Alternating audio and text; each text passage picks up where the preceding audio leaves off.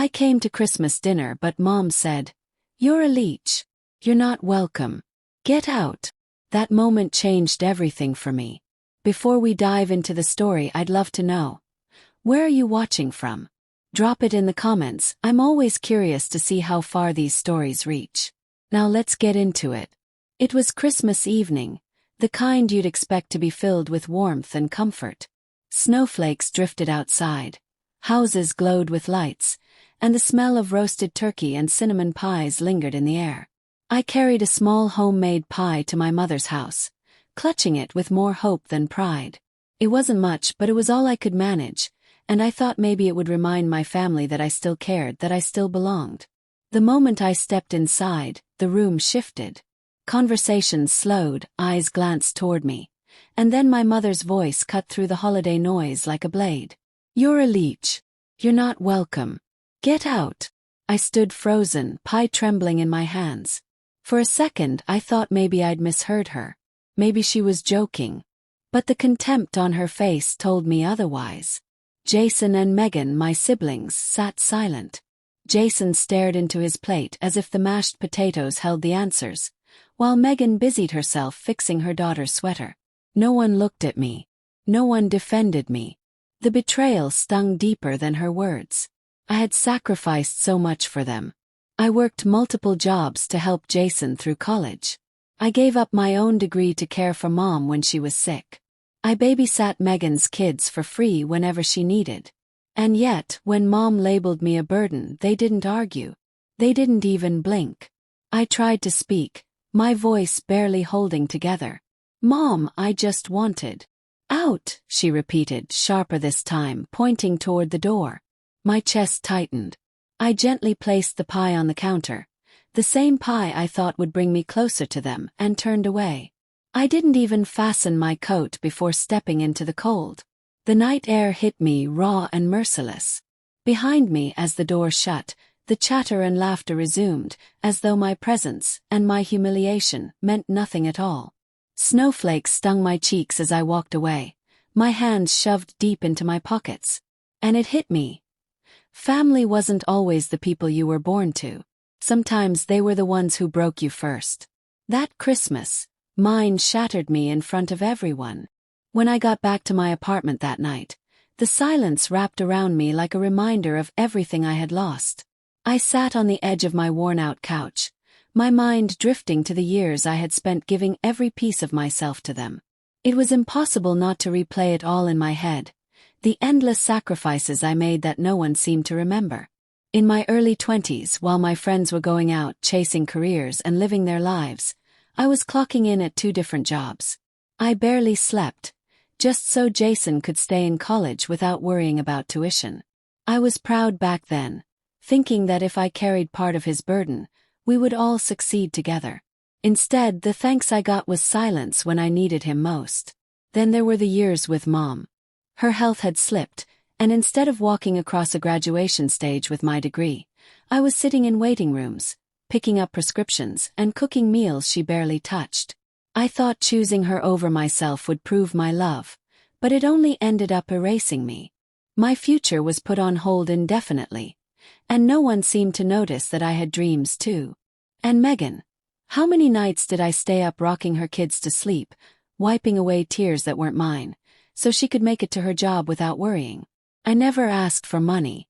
I never even asked for gratitude. I just told myself that being there for them was enough.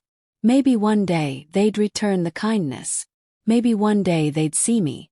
But when it came to me, when I was drowning, when I needed someone to lean on, they brushed me off. "You're too weak. You have to learn to be independent." The words still echo, sharp and dismissive, as if my worth was always measured by how much I gave and never by who I was. Sitting there in the dim light of my apartment, I realized how hollow it had all left me. My 20s, my ambitions, my sense of self, all traded away for people who couldn't even stand up for me in a single moment. I had poured out everything, and when I was empty, they tossed me aside without hesitation. That truth sank deep, heavier than anything I had carried before. I pushed open the door to my apartment, and the sound of it scraping against the frame reminded me how worn down everything in my life had become. The place was small, the kind of space you don't invite anyone into because it tells the truth you'd rather keep hidden. I dropped my coat on the chair that doubled as a closet and sat for a moment, staring at the floor, feeling the silence wrap around me like a punishment. I opened the fridge, and the sight made my stomach twist. A few sad items clung to the shelves. Half a carton of milk, a jar with barely a spoonful left, and vegetables that had gone limp days ago. The freezer wasn't any better. Years of putting everyone else first had left me with nothing of my own. No savings, no security, no stability, just scraps to get by. I sank onto the couch, clutching a chipped mug between my hands, the cold ceramic pressing against my palms. At first, the tears came hard and fast. I thought about all the time I had spent giving, pouring myself dry for people who couldn't even look me in the eye when I needed them most. The sadness was suffocating, but as the minutes ticked by, something inside me shifted. Anger started to creep in, slow and steady, but stronger with every breath. The more I replayed the words, "You're a leech," the more I felt a fire building. I wasn't the one taking. I had been giving, sacrificing, carrying weight that was never mine alone. And if they thought I was just some parasite, then maybe it was time to let them live without me holding everything together. I leaned forward, wiped my face with the sleeve of my sweater, and whispered it out loud, as if saying it made it real. If I'm a leech, then I'll stop feeding them. Let's see how they survive without me. It wasn't loud, it wasn't dramatic, but it was a vow. For the first time in years, I felt the tiniest flicker of control. I didn't know what came next, but I knew one thing. I wasn't going to keep bleeding myself dry for people who called me worthless. That night, sitting in the dim light of my rundown apartment, I decided I was done. The first time my phone lit up with Jason's name, I just stared at the screen. Normally, I would have picked up before the second ring, already rehearsing ways I could stretch what little I had to cover whatever he needed. But this time I let it buzz until it went quiet. A minute later, a message popped up. His car had broken down, and he needed a loan to cover the repairs. My chest tightened, the old instinct pushing me to say yes, but I didn't. I typed back a single word. No, then I set the phone face down on the table and walked away. It wasn't long before Megan tried. She called on a Wednesday afternoon, her voice brisk but expectant, asking if I could take the kids for the weekend because she had shifts to cover. I almost laughed at how familiar it sounded. How many weekends had I already spent rocking her babies to sleep while she chased hours at work? But instead of agreeing, I told her I was busy. The pause on the other end told me she wasn't used to hearing that from me. She hung up quickly, frustration clear in her tone. Then came Mom. Her voicemails trickled in at first. Soft, almost casual. "Family should help family," she reminded me, as if repeating the line could erase the sting of her words that Christmas night. Each message carried more guilt, layered with sighs and quiet complaints about how hard everything had become without me around. I played them once, then deleted them. I wasn't ready to hear her rewrite history. For the first time, I wasn't rushing, scrambling, bending until I broke. I sat with the silence after their requests and realized how different it felt. It wasn't emptiness anymore. It was space I had carved out for myself. Every time I said no, it was like reclaiming a piece of me they had taken for granted. The shift was subtle but undeniable. I wasn't their safety net anymore, the person they could fall back on without question. And the more I stood my ground, the lighter I felt. They might have called me selfish, but I didn't care. For once, I wasn't being used. For once, the power was in my hands. My phone started ringing more often, their names flashing across the screen one by one. I didn't pick up. Each call tugged at the old habit inside me, the one that used to drop everything the second they needed something. But I kept still, letting the ringing fade into silence. It was strange at first, almost unsettling but also freeing. Jason was the first to push harder. He sent a message saying his car had broken down and repairs weren't cheap. He asked if I could cover the cost, just until payday. In the past, I would have scrambled, maybe skipped my own rent just to make sure he was back on the road. This time I simply replied, "Can't." No excuses, no explanations. The The weight that lifted when I hit send was heavier than I expected. Few days later, Megan tried. Her tone was casual, like it always had been, as if I existed to fill the gaps she couldn't handle. She asked if I could watch the kids while she worked. I almost smiled to myself before answering, "I'm busy." The pause that followed told me she wasn't expecting resistance. She ended the call quickly, and for once, I didn't feel guilty. Then Mom's voice started filling my voicemail. She spoke in that soft, heavy way that dripped with guilt. "Family should help family," she said, drawing out each word like it was scripture I had somehow forgotten. She reminded me of all the times I'd stepped up, twisting them now into obligations I was neglecting.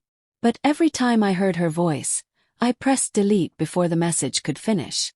I didn't need the reminder. I knew exactly what I had done, and how little it had mattered when I needed them. With every no, every unanswered call, something shifted inside me. I wasn't bending anymore, wasn't the fallback they could lean on without hesitation. The balance had changed. For years I had been their crutch, invisible except for when they wanted something. Now I was learning to stand without carrying their weight. For the first time in my life I wasn't their doormat, and that realization felt like power. I threw myself into work, not because anyone asked me to but because I wanted to. When the chance came to cover extra hours, I said yes without hesitation. The paycheck wasn't huge, but it was mine, earned without anyone draining it before I could even think of using it for myself. For the first time, the overtime didn't feel like exhaustion, it felt like investment. With the little I saved, I made a decision I'd been putting off for years. I walked into the community college and signed up for evening classes in business administration. My hands shook as I filled out the forms, a mix of nerves and excitement. Sitting in that classroom weeks later, surrounded by people chasing their own goals, I felt a spark I hadn't felt in so long. It wasn't about catching up to anyone. It was about finally giving myself permission to dream again. Work started to feel different too. Instead of keeping to myself, I opened up to a few coworkers. It began with small conversations during breaks, then coffee after shifts, and slowly, something I hadn't had in years formed, a circle. It wasn't big, but it was genuine. We laughed, shared stories, and for once, I wasn't the person always giving without getting anything in return. They saw me, not just what I could do for them. Walking home late after class one night, the city lights spilling across the sidewalks, I realized how much had changed in such a short time. I wasn't just surviving anymore. Each small step, every shift, every class, every new connection, was proof that I could build something of my own. The emptiness that used to weigh me down had started to make room for something else. Oh, it was fragile, but it was real. For the first time in years, I could see a version of myself that wasn't tied to anyone else's needs. A version of me that stood on my own. And for the first time I believed she could exist. Word of their troubles didn't come directly. It slipped through cousins, neighbors, and the occasional whispered update at the store. Jason had left his program. Without steady money backing him, deadlines piled up and tuition went unpaid until the choice was made for him. I pictured him packing up his dorm room, the pride he once carried now replaced with bitterness. Megan's situation wasn't much better. Without someone to cover for her, she scrambled to juggle work and her children. Missed shifts started stacking up. Her boss cut her hours, and whispers spread about her unreliability. I imagined her frustration growing, not just at the chaos of her own household, but at the fact that her safety net, me, was no longer there. Mom's health, too, had taken a turn. She'd been relying on small comforts I used to provide. Rides to appointments, home-cooked meals, someone to keep track of medications. Now, with no one filling that role, her decline was obvious. From what I heard, she spent more time in bed, complaints piling up while no one stayed long enough to listen. The three of them, who once sat together so comfortably, now had cracks spreading between them. Arguments flared, each pointing fingers at the others for how far things had fallen apart. Jason blamed Megan for being careless. Megan accused Jason of being lazy, and both of them resented Mom for not stepping in. The bond they had when I was the one holding it together was unraveling fast. When I caught wind of these details, a strange mix churned inside me. Part of me ached. It was still my family after all. But another part, the louder one, felt something close to relief. 4 years, I'd shouldered everything alone while they carried nothing. Now, without me, the weight was finally landing where it belonged. That quiet satisfaction didn't erase the guilt, but it reminded me of a truth I couldn't ignore. I wasn't the reason they were falling apart. I had just stopped hiding the cracks for them. Months passed before the inevitable happened. My phone rang late in the evening, Mom's name flashing across the screen. I hesitated, my thumb hovering, but curiosity won. The moment I answered, I was met with sobs. Her voice was broken, words spilling out between gasps. Jason was drowning in debt, bills piling higher than he could manage. Megan's husband had walked out, leaving her overwhelmed and alone. And Mom, she needed rides to appointments, help keeping everything straight, someone to lean on. I listened quietly, my breathing steady. Once upon a time, hearing her cry would have shattered me. I would have rushed in, offering solutions before she even finished explaining. But this time was different. I didn't shrink, I didn't panic. I just sat there, holding the phone, letting her words pour out while I stayed grounded. When she finally paused, waiting for me to jump in, I spoke clearly, without hesitation. You made it clear I wasn't welcome. I learned to believe you. There was silence on the other end, then a frantic rush of pleading. She begged me to reconsider, said family was supposed to stick together, promised things could be different. Her desperation pressed through the line, but it no longer had the power to twist me into action. I closed my eyes, took a slow breath, and then pulled the phone from my ear. Without another word, I ended the call. The screen went dark, and with it came a strange calm. For years I had believed I owed them everything. But in that moment I finally understood. I owed them nothing at all. The pounding on my door was sharp, insistent. I opened it to find Jason and Megan standing there. Eyes blazing, frustration etched across their faces. They pushed past me before I could say a word, their voices rising almost immediately. You've changed, Jason spat. You're selfish, heartless. You don't even care about your own family anymore. Megan folded her arms, her tone colder but just as cutting. You act like we're the villains, but you've turned your back on us. Who does that to their own blood? Something inside me snapped. I had swallowed years of silence, endured their demands, carried their weight while they acted like it was nothing. But not this time. My voice rose, firm and unshaking. Selfish, I repeated, staring them both down. I covered your tuition, Jason. Do you remember that? Every semester while you wasted time, I was working double just so you could stay enrolled. His mouth opened, but no words came out. I turned to Megan, my words sharp. And you? How many nights did I give up sleep so you could chase after your own plans, while I looked after your kids? And what did I get in return? At Christmas, you all threw me away like I was nothing. The room fell silent. Their faces shifted, anger replaced by shock. For the first time I saw them speechless, unable to spin their excuses. You want to talk about heartless? Finished, my voice steady now. Look in the mirror. They stood frozen, my words hanging heavy between us, forcing them to face what they had never wanted to admit. Their stunned faces lingered for a moment in the doorway, but I didn't give them the chance to recover. I stepped back, lifted my hand, and pushed the door shut. The click of the lock echoed louder than any shouting match ever could.